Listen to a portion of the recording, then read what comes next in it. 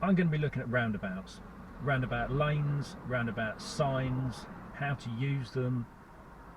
They are a real problem because they're not very well laid out very often, and nothing is very clear about how you use them. Occasionally they have really well marked lanes, well marked signs, and you know exactly what you need to do, but the problem then is that other people still don't use those correctly, and you have to do something about it if the other person does something incorrect. So quite often on driving tests, for example, you might need to go in the right lane with the right signal in order to get to the exit you're going to, but you'll find someone pulls out into the left lane next to you and you can't turn off. So in that situation, what do you do? I'm going to run through it all in this video and show you what you need to do and how to use roundabouts and how to approach them if you're unsure of what's coming up in front of you. So I'm coming up to the first roundabout here. You can see pretty straightforward 4-exit roundabout. So you can make the assumption that if there are lanes and that you're going to go the first exit to the left, it's going to be a left signal, pretty straightforward. You can see 2 lanes as we go into it. Checking round, got a couple of cars, look in every direction because cars might come from somewhere else and block them off. You can see we're just waiting. That car's turning left. That means I can just jump out now. So, coming down to the next roundabout. So now we've got to read the next roundabout sign. And there it is. I'm going to go left again. So, again, it looks pretty straightforward. It's a big 4-exit roundabout. 2 lanes on the entrance. Nothing coming. Coming to a new road. Need to know what your speed limit is. 60 on this road.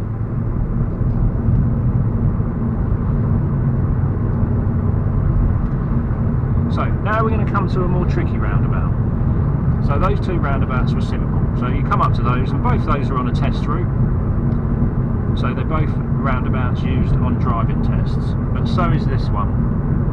And the one I'm coming up to now is a lot more tricky.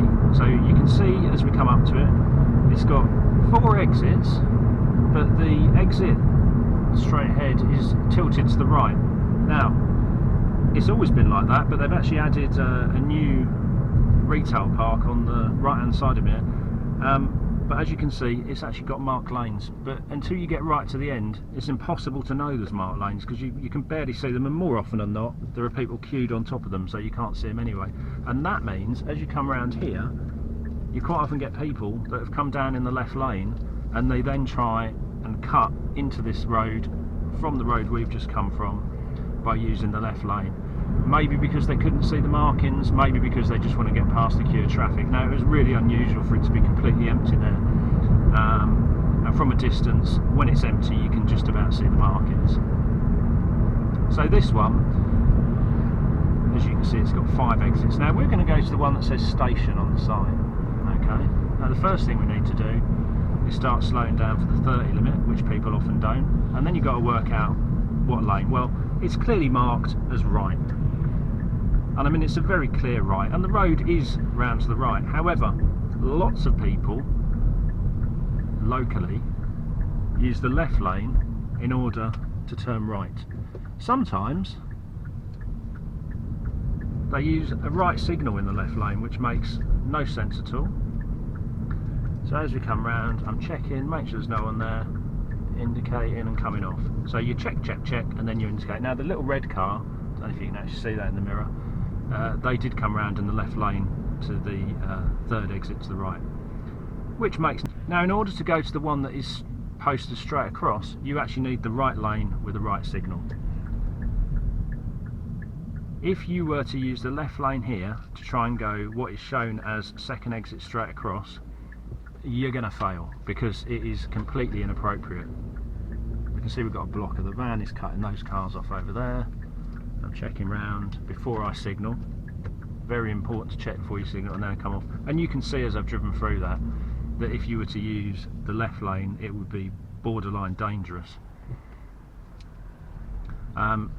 Again, you know, you can see it when you come up to it, but if you were just to read the road sign in that case, you would be wrong if you thought that the 12 o'clock rule applied and that you should be staying in the left lane to get to that position.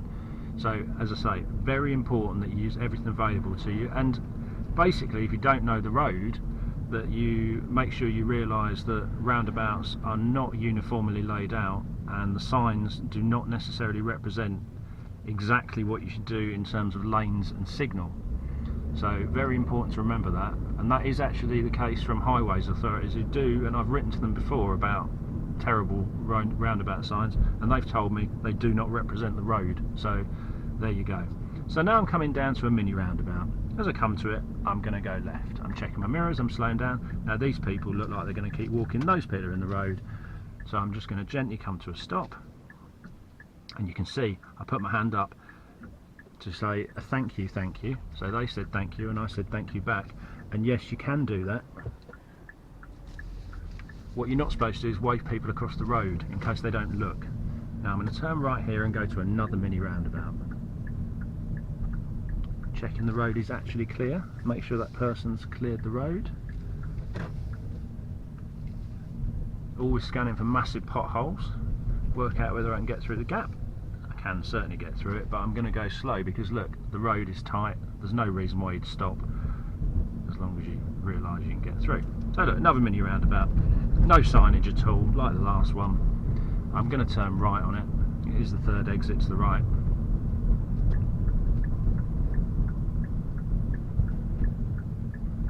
And how to do a mini roundabout. Well look, this person's turning, but they're going to have to stop because the traffic stopped there for the zebra crossing. I could potentially go through, but this car is hovering. Are they going to pull out? They are, but very slowly. I'm going to go now. And just run your wheels across the edge of the white of the roundabout. It is the best angle. So you're not driving directly across the white centre of the roundabout, keeping an eye on this Golf. You can see they're reversing, but I can see they've seen me. I can see their face, although they are actually reversing a little bit more, but I kept it slow. I could have stopped if necessary. The Honda behind was relatively close. So I'm going to turn left at this junction and into another mini roundabout. So you can see that on this very short drive there's just never-ending roundabouts, and all of these are used on driving tests in this town. So you need to be a master of the roundabouts if you're going to drive on a driving test here. So here I come to this next one, checking my mirrors, making sure nobody's indicating. The black Mercedes just indicated last second. Not crossing the white line. What about that one? No, it's not. And again, look, I'm going to just touch the edge of the roundabout with my wheel there, just the very edge. Gives me the best angle through it. If you do that all the way through your driving lessons, you're more likely to carry on doing it after you've passed your test. Now I'm keeping an eye on this zebra crossing because this woman's coming up to it. Is she going to cross? Yeah, she looked like she was going to cross. Anyone else about? Checking my mirrors? No, we're all good.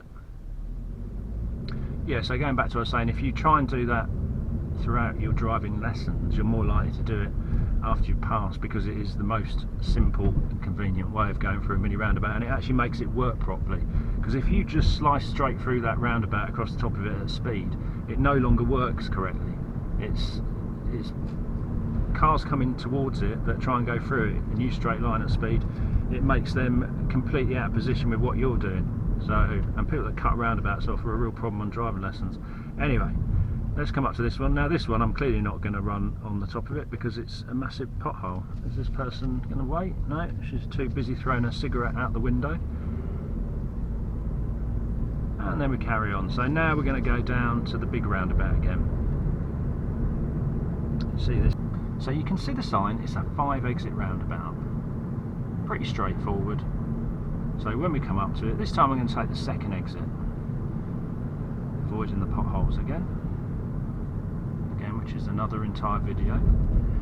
So as I come down to it, I'm going to take the second exit. So I'm aiming for the left lane because the second exit, left lane, no signal on the approach, because if I signalled left, I'd need to go left. If I signalled right, I'd need to go right. Right, massive gap. So the back of this lorry is the start of my gap. And as I come round, I'm checking, signalling, making sure the zebra crossing is clear, and then accelerating up to 30 miles an hour because we're still in the 30 limit until I get to the de-restriction sign here, and again I check my mirrors, make sure nobody's gone to overtake, and then just pick the pace up. So you can see now another roundabout in front. Can't really see the sign, but I'm going to come down to it, and again you've got to try and work out what's happening, where you're going to go. So I'm going to take the third exit this time, another route that's taken on driving tests, checking my mirrors, indicating and slowing down. Now on this one I can see ahead that cars are split in either way, but if you come to the end of this and have a good look, you can see there's actually no lanes painted on the road at all. So you're just creating a lane from the space that's there. And if you were positioned in the wrong place, checking before I indicate to come off. And yeah, right, anyway, next roundabout. So look, this one I'm going to go straight across, but there's 2 lanes on the approach, there's no lanes on the roundabout. So I'll keep an eye on my mirror, and I'm not going to signal because it's pretty obvious where I'm going, and the van behind was just straight lining the whole thing anyway. Same on the next one, I'm going to go straight across. There's 2 lanes on the entrance. Now this one the van might turn right into Tesco, so that's to be careful. Yeah, so he's squeezing up alongside. There's not really any room, but that's up to him.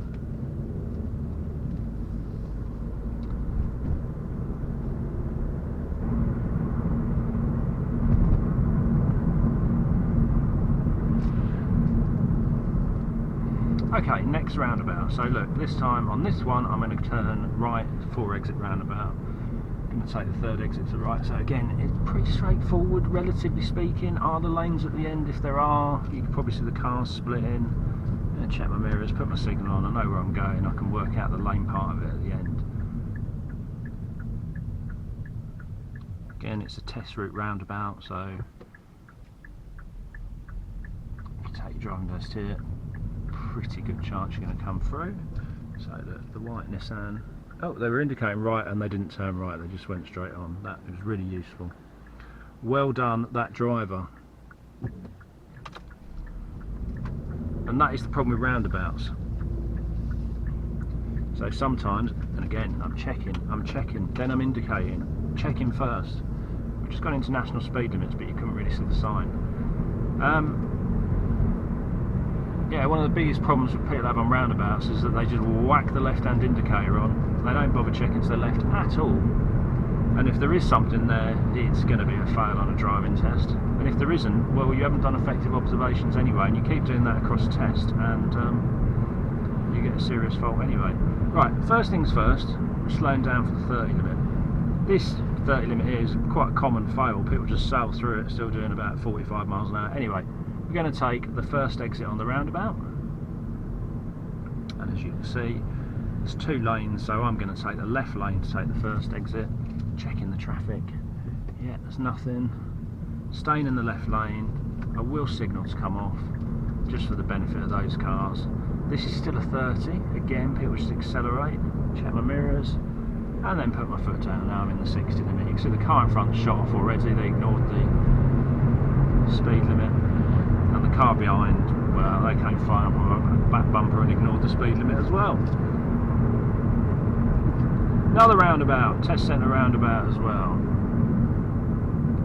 and it's got a 30 limit. So again, first things first, slowing down for that, and I'm going to take the 3rd exit to the right. So on the approach, signal, looking for what lane I'm going to use. Are there lanes? Yes, there are. I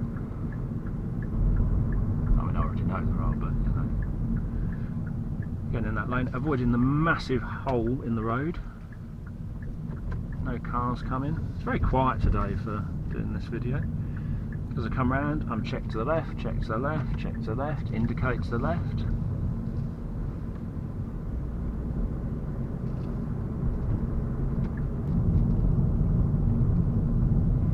So now I'm coming down to a little mini roundabout.